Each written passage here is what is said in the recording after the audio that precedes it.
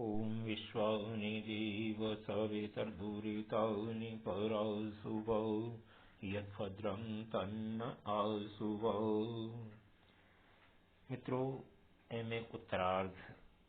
की इस कक्षा में आपका स्वागत है। हम सब शिवराज विजय पढ़ रहे हैं और शिवराज विजय पढ़ते हुए हम यहाँ तक पहुँच गए हैं। शिवाजी और गौरसिंह का जो वार्तालाप चल रहा था, उस वार्तालाप में ये बात हुई कि अच्छा, तो गोपीनाथ पंडित आ गए हैं। ये वही गोपीनाथ पंडित है जिनकी चर्चा चल रही थी। ठीक है, तो गोपीनाथ पंडित को ठहराने के लिए शिवाजी ने अपने बचपन के मित्र माल्यश्री को कहा और माल्यश्री को वहां से उनको ठहराने के लिए चल दिया। ये प्रसंग अब अपन पढ़ेंगे आगे। ततो बाढ़म इति उक्त्वा प्रयाति माल्यश्री के महाराज आज्ञा चेत अहम अद्यैव अपजलखानं कथमपि साक्षात्कृत्य तस्य अखिलं व्यवसितं विद्याय प्रभुचरणेषु विनिवेदयामि। नाधुना मम क्षान्तिं शान्तिश्च यतः सन्यासीवेषो अहं समागच्छन् द्वयोर्यवनभटयोर्वार्तया अवागमं यत् स्व एव एते योत्सन्ते इति गौरसिंहो मंदं कर्णान्तिकं व्याहर्षीत्। उसके बाद माल्यश्री के चले जाने पर माल्यश्री को गोपीनाथ पंडित को ठहराने की व्यवस्था करने के लिए जब चले गए, तब गौर सिंह ने धीरे से कान में कहा, महाराज, यदि आपकी आज्ञा हो तो मैं आज ही अफजल खान के से किसी तरह से भी मिल करके और उन्होंने जो कुछ भी तय किया है, निश्चय किया है, उस सब को जान करके आपको निवेदन करूं। मुझे इस समय पर बिल्कुल भी सहनशीलता और शांति नहीं है। शांति का अर्थ सहनशीलता, मैं जरा सा भी समय बर्बाद नहीं करना चाहता। और उसका कारण यह है कि सन्यासी के वेश रूप में जब मैं आ रहा था, तो आते हुए मैंने दो मुसलमान योद्धाओं की आपस में जो बातचीत चल रही थी उसको सुना, और उसको सुनकर के मैं ये समझ पाया कि ये लोग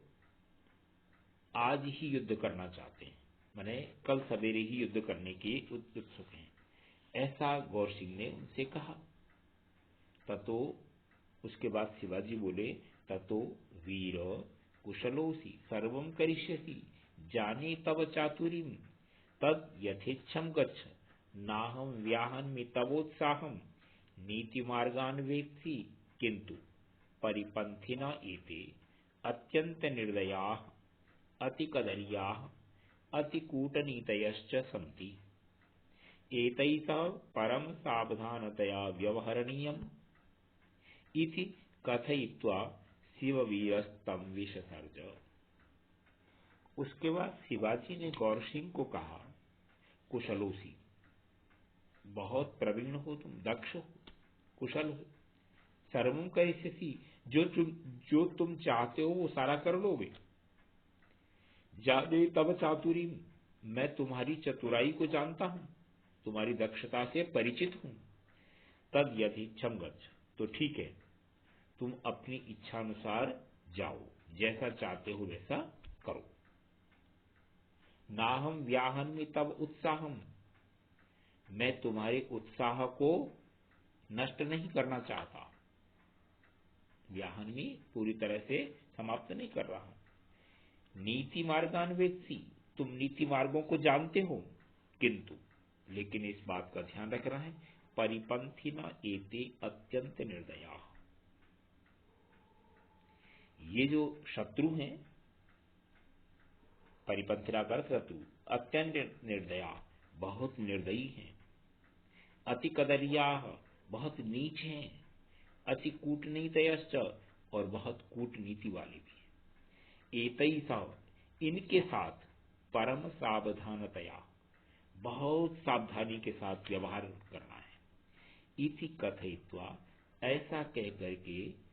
शिववीरस्तम विसर्ग,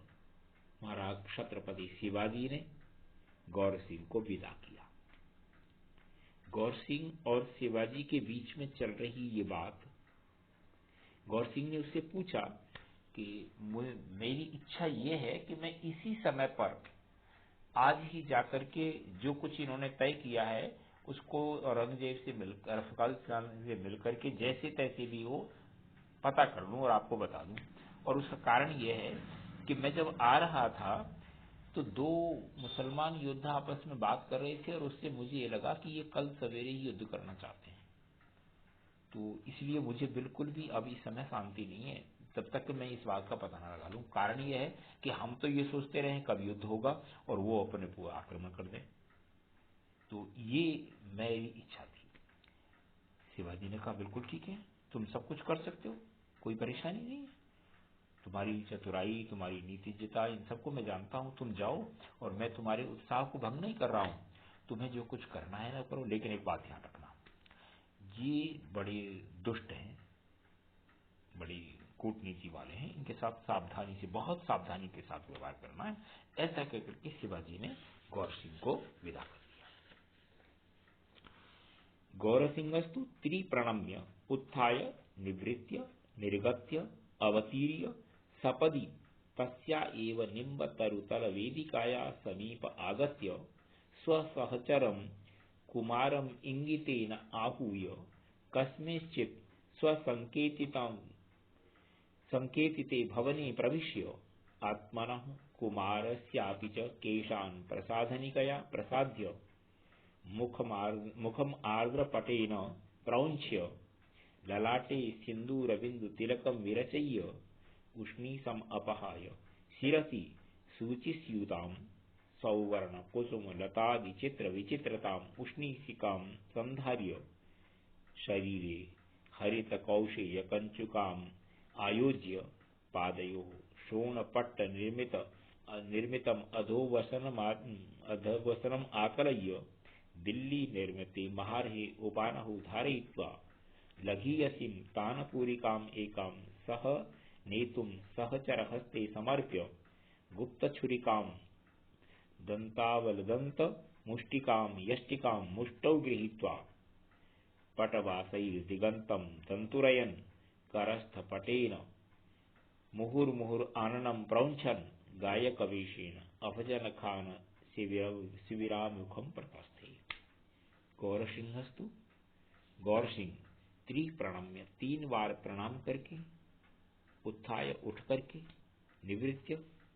लौट करके, पीछे हट करके, निर्गत्य और उस कक्ष से बाहर निकल करके, अवतीर्य अट्टालिका से नीचे उतर करके,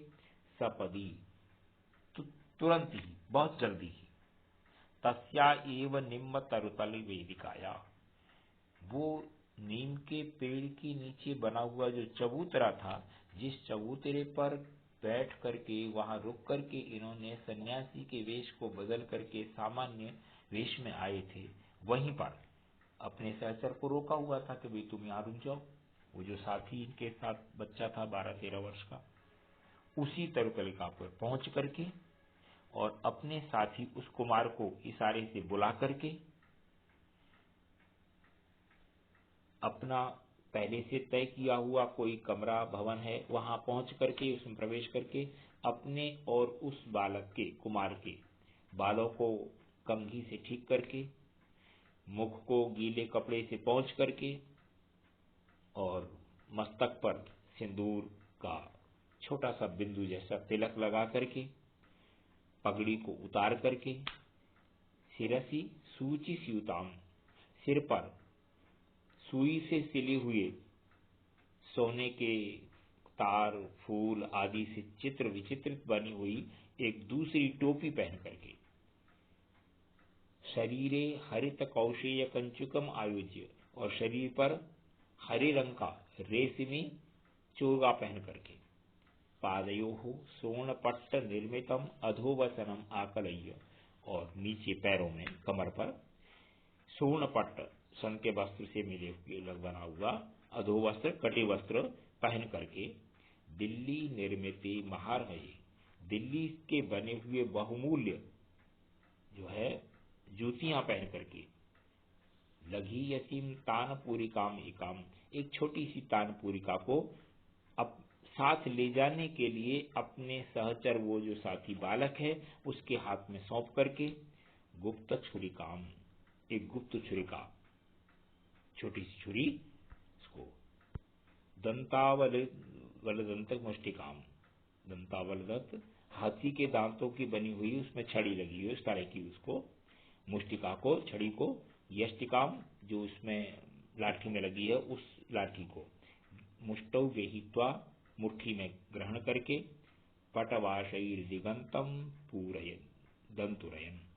कपड़े के अंदर से निकलने वाली सुगंध से दिशाओं को सुगंधित करता हुआ करस्थ पटक खंडेन,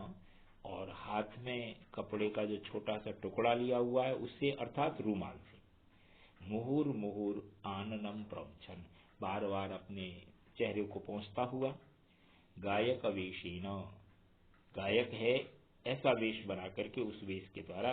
अफजल खान शिविराभिमुखम प्रतस्थे, अफजल खान के शिविर की तरफ चल दिया। गौर सिंह को जब ये अनुमति मिल गई कि ठीक है तुम जाओ, तो वो तुरंत खड़ा हुआ 3 बार प्रणाम करके और वहां से लौटकर कमरे से बाहर निकल के जल्दी ही उस नीम के पेड़ के नीचे आ गया जहां पर उसने पहले कपड़े बदले थे और अपने साथी बालक को बुलाया, एक दूसरे कमरे में जाकर के सब कुछ अपना ठीक किया, पगड़ी उतारी, बालों को ठीक किया, अपने भी उस बालक के भी, और सिर पर एक बढ़िया सा तिलक लगाया मस्तक पर, और ये सारा करके हाथ में जो है उस बालक के हाथ में वो दे दी छोटी सी तानपुरी का, अपने हाथ में एक जिसमें दंतावली छुरी आदि लगी हुई है ऐसे हाथी दांत की बनी हुई लकड़ी लाठी लेकर के, और हरा कप चोला पहन करके नीले रंग के जो है कटे वस्त्र पहन करके बढ़िया सी जूतियां पहने, ये सब कुछ करके जो है ना वो वहां से शिविर की तरफ चल दिया और वहां जाकर के जो भी आगे उसे करना है उसका पता लगाएगा। तो आज का पाठ अपन यहाँ तक रहने दे रहे हैं, क्या शिविर में जाकर के होता है क्या पता लगता है इस बात को अपन कल पढ़ेंगे। धन्यवाद।